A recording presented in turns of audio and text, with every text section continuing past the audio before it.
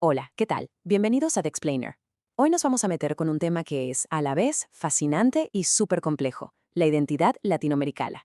Y vamos a ver cómo el arte ha sido desde siempre el gran escenario donde esta identidad no solo se ha discutido, sino que se ha ido construyendo y reinventando una y otra vez. A ver, pensemos en esto un segundo.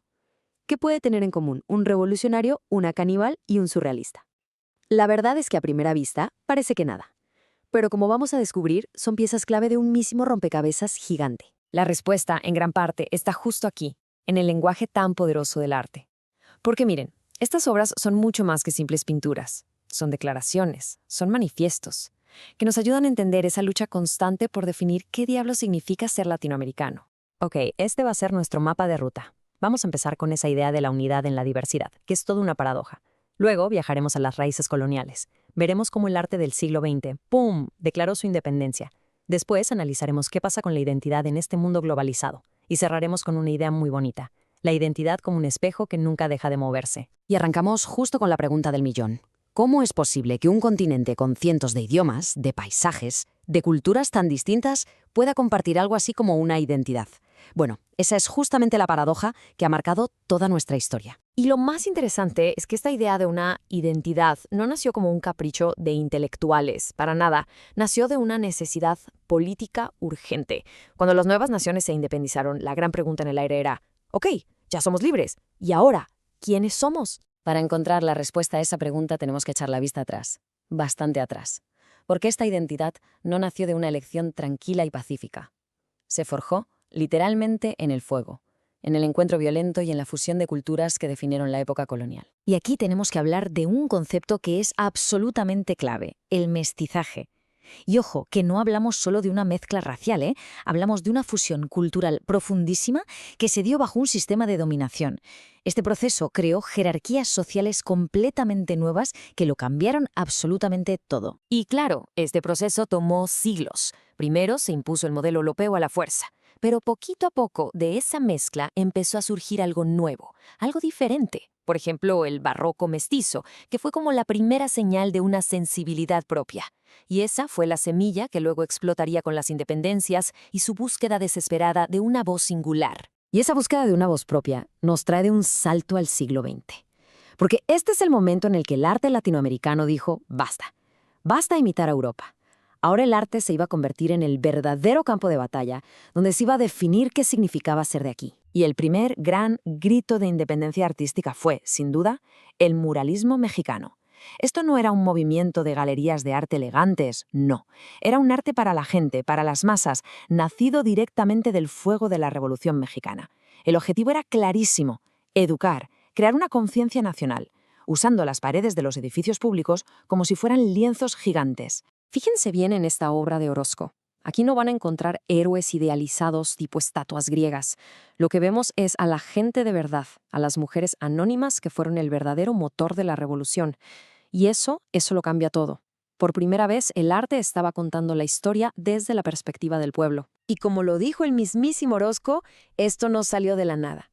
Fue la culminación de décadas de un sentimiento nacional que venía creciendo y de la necesidad de encontrar un lenguaje artístico propio que pudiera expresar la nueva realidad social y política de México. Mientras tanto, al mismo tiempo, en Brasil estaba surgiendo una idea todavía más radical, más provocadora, la antropofagia.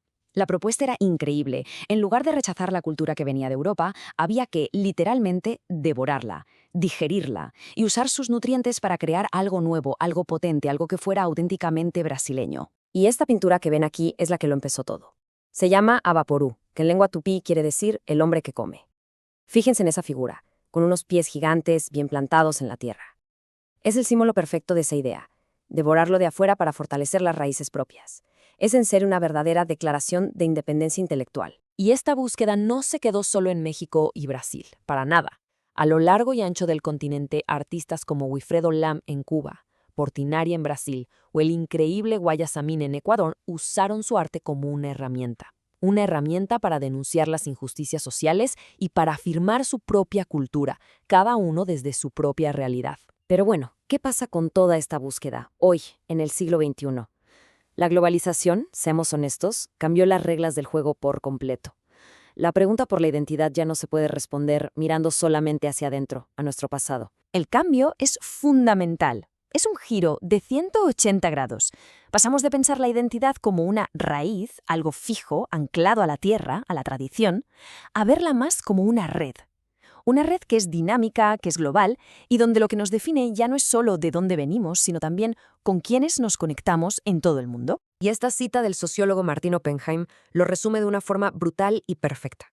En un mundo hiperconectado como el nuestro, la idea de una cultura pura, sin mezclas, es simplemente una fantasía. Estamos todo el tiempo mezclando, adaptando, creando cosas nuevas. Y el concepto que mejor define nuestra era es este, la hibridación. Podríamos pensarlo como una especie de mestizaje 2.0, el mestizaje del siglo XXI, pero acelerado a una escala global. Hoy, nuestras identidades son, por definición, multiculturales, son fluidas y se están reconstruyendo a cada instante. Entonces, después de todo este viaje, ¿a qué conclusión llegamos? Pues a que la identidad latinoamericana no es algo que uno encuentra, como si fuera un tesoro perdido. Es algo que se construye, que se hace y se rehace, todos los días. El gran escritor mexicano Carlos Fuentes nos dio una metáfora que es simplemente perfecta, la del espejo enterrado. Nuestra cultura, dice él, es como ese espejo barroco, que es un arte lleno de cosas, de mezclas, un espejo que no refleja una sola imagen, fija, sino una identidad mutante, que siempre, siempre está en movimiento. Y creo que esa es la gran lección de todo esto. La identidad no es una reliquia que tenemos que desenterrar del pasado, ni tampoco es una promesa lejana en el futuro. La identidad es la realidad vibrante, compleja y a veces contradictoria de lo que somos ahora mismo. Así que, si la identidad no es algo fijo, si no es un objeto terminado, sino un proceso, una obra maestra que siempre está inacabada, entonces quizás la pregunta más importante ya no es ¿quiénes somos? Quizás la pregunta ahora es ¿en quiénes nos estamos convirtiendo? Y esa es la pregunta que nos toca responder a cada uno de nosotros todos los días.